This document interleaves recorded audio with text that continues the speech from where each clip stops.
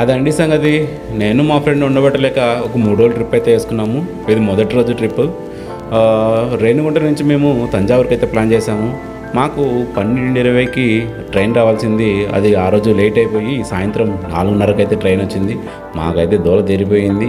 So 4:30కి train ఎక్కి మేము తంజావూరు మరుసటి రోజు ఉదయం 2:20 దిగాము.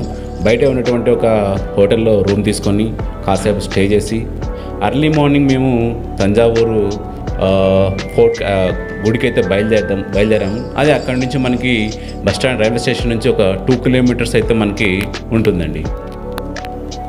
భారతదేశపు వాస్తు కళారత్నం అని పిలువబడే తంజావూరు బృహదీశ్వరాలయము 1000 ఏళ్లుగా గర్వంగా నిలిచిన చోళ మహారాజుల నిర్మాణం. ఇది కేవలం దేవాలయం మాత్రమే కాదు, భారత ఇంజనీరింగ్ ప్రతిభకు శాశ్వత సాక్ష్యం.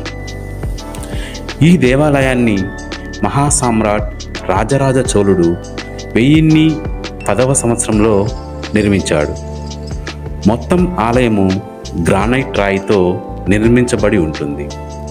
ఆశ్చర్యకరమైన విషయం ఏంటంటే తంజావూరు చుట్టుపక్కల గ్రానైట్ కొండలు లేవు. 100 కిలోమీటర్ల దూరం నుండి రాళ్ళు తెచ్చి మరీ ఈ కట్టడాన్ని నిర్మించారు.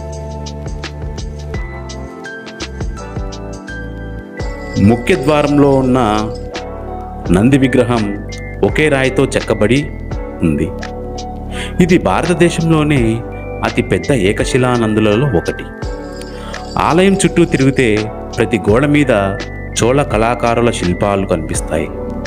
దేవతలు, నర్తకులు, యుద్ధ దృశ్యాలు ఇవన్నీ చెక్కు చెదరకుండా అలాగే ఉండి ప్రతి ఒక్క శిల్పము ఒక కథ చెబుతుంది.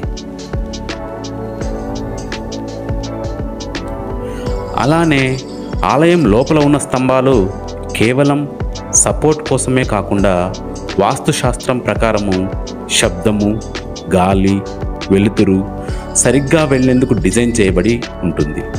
ప్రతి స్తంభం పైన కూడా చిన్న చిన్న శిల్పాలు, దేవతామూర్తులు చెక్కబడ్డాయి. చోళుల శిల్పకళ ఎంత నాజుగ్గా ఉందో ఇక్కడ మనము కళ్ళారా చూడొచ్చు. ఈ దేవాలయము 1000 సంవత్సరాలుగా భూకంపాలకు ఎటువంటి నష్టం లేకుండా నిలిచిన ఒక ఇంజనీరింగ్ అద్భుతం.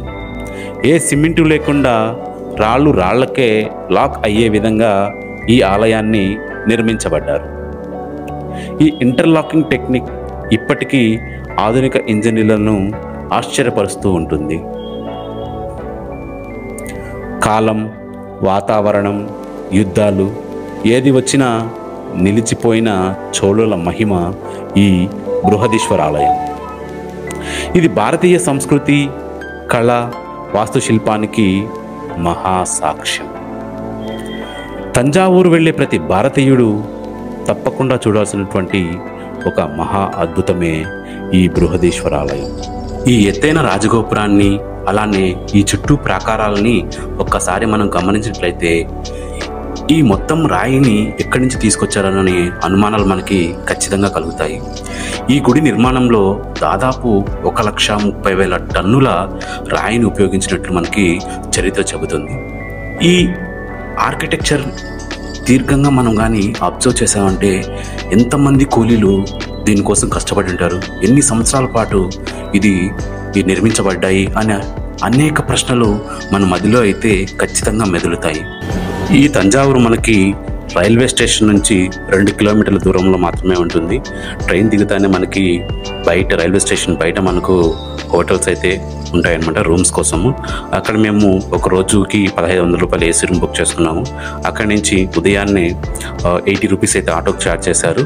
ఆ ఆటోలో నుంచి మనము బృహదీశ్వర టెంపుల్కి వెళ్ళాము. ఇక్కడ ఏంటంటే మనకి ఎటువంటి ఎంట్రీ ఫీజు కానీ ఏం కానీ ఉండవు. మనకి ఈ బృహదీశ్వర ఆలయము ఉదయం 8:30 నుంచి మనకి దాదాపు ఓపెన్లోనే ఉంటుంది. సో మనం ఉదయం పూట కానీ వెళ్ళామనుకో మనకి క్రౌడ్ కూడా చాలా తక్కువగా ఉంటుంది, మనం ఈజీగా మనం ఎక్స్ప్లోర్ చేయొచ్చు.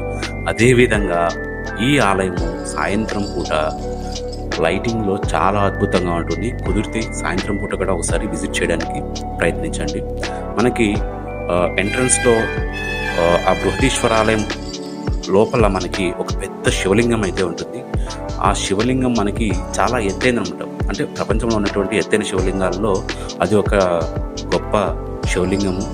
మనము అక్కడైతే ఆ శివుడిని కల్లాల దగ్గరికి వెళ్ళేసి మనము ప్రార్థన అయితే చేసుకోవచ్చు. తప్పకుండా మీకు కుదిరిన సమయంలో ఒకసారి ఈ బృహదీశ్వర ఆలయాన్ని సందర్శించండి.